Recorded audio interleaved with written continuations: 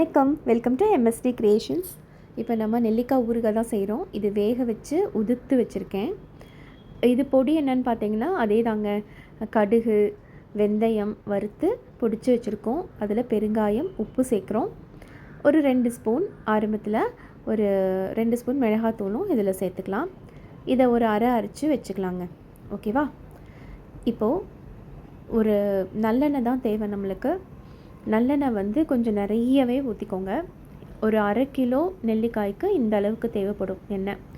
எண்ணெய் எவ்வளோ இருக்குதுன்னு பார்த்திங்கன்னா ஒரு 3 குழிக்கரண்டி எண்ணெய் ஊற்றிருக்கேன். கொஞ்சம் அதிகம்தான், ஆனால் ஊறுகாய் இப்படி இருந்தால் தான் கெடாமல் இருக்கும். அது நல்லா சூடாகட்டும். சூடானதுக்கப்புறமா நம்ம வந்து வேக வச்சு எடுத்த நெல்லிக்காயை அதில் சேர்த்துடலாம். வேக வச்சு எடுத்த நெல்லிக்காய் எப்படின்னா, இட்லி பானையில் தண்ணியை விட்டு அந்த இட்லி தட்டத்துக்கு மேலே நெல்லிக்காயை கழுவிட்டு வச்சு ஒரு 10 நிமிஷம்லேருந்து 15 நிமிஷம் வேக வச்சிங்கன்னா எல்லாமே வெந்துடும். கையில் உதிர்த்து பார்த்திங்கன்னா ஈஸியாக உதிர்ந்து வரும். அதை இப்படி நான் தனித்தனியாக எடுத்துக்கிட்டேன். அந்த வேக வச்ச நெல்லிக்காயை போட்டுட்டதுக்கப்புறமா நம்ம அரைச்சி வச்சுருக்கோம் இல்லையா பொடியில் முக்கியமாக கடுகும் வெந்தயத்தையும் ஒரு 2 ஸ்பூன் கடுகு 2 ஸ்பூன் வெந்தயம் நல்லா வறுத்துக்கோங்க. ட்ரை ரோஸ்ட் பண்ணிவிட்டு அரைச்சிக்கோங்க. உப்பு, பெருங்காயத்தூள் வந்து ஒரு 1/2 ஸ்பூன் போட்டுக்கோங்க. உப்பு தேவையான அளவு, ஊறுகாய்க்கு உப்பு கொஞ்சம் அதிகமாக தான் போடணும், அது போட்டுக்கோங்க. உங்களுக்கு தேவையான அளவுக்கு டேஸ்ட் பார்த்துட்டு உங்களுக்கு பத்தலைன்னா மறுபடியும் ஆட் பண்ணிக்கலாம் இந்த ஸ்டேஜில். மிளகாய் வந்து காரத்துக்கு ஏற்ப நான் ஒரு 4 ஸ்பூன் போட்டால் கரெக்டாக இருக்குங்க மிளகாய் தூள். இது மாதிரி கொஞ்சம் நேரம் நல்லா அப்படி கிளறி விடுங்க.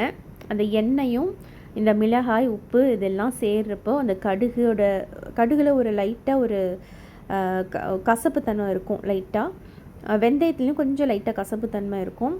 ஸோ ஊறுகாய் செய்கிறப்போ அந்த துவர்ப்பு சுவையை ஈடுகட்டுறதுக்கு இந்த உப்பும் மிளகாயும் ரொம்ப தேவை. சரிங்களா? துவர்ப்பான எல்லா பொருள்லேயும் நம்ம உப்பு தொட்டு தான் சாப்பிடுவோம், பார்த்துருக்கீங்களா? மாங்காயும் அப்படி தானே சாப்பிடுவோம்.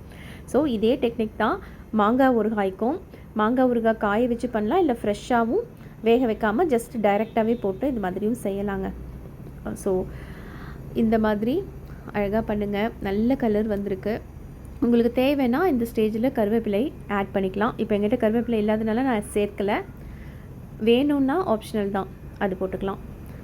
அவ்வளோதாங்க, ஊறுகாய் வந்து சூப்பராக ரெடி ஆயிடுச்சு. இது மாதிரி வீட்லேயே நம்ம செஞ்சு வச்சுக்கிறதுனால நம்ம நிறைய நாள் வச்சு பயன்படுத்தலாம். நான் வந்து இதில் பாதி மட்டும் எடுத்து டெய்லி யூஸ்க்காக வெளியிலையும் பாதியும் நான் ஃப்ரிட்ஜ்லேயும் ஸ்டோர் பண்ணிப்பேன். நீங்கள் அது மாதிரி பண்ணுவீங்களாங்கிறது என்கிட்ட சொல்லுங்கள், கமெண்ட் பண்ணுங்கள். உங்களுக்கு இந்த வீடியோ பிடிச்சிருந்ததுன்னா please like, share and subscribe to MST creations. இது மாதிரி இன்னும் பல வீடியோக்களில் நம்ம பார்க்கலாம். நன்றி.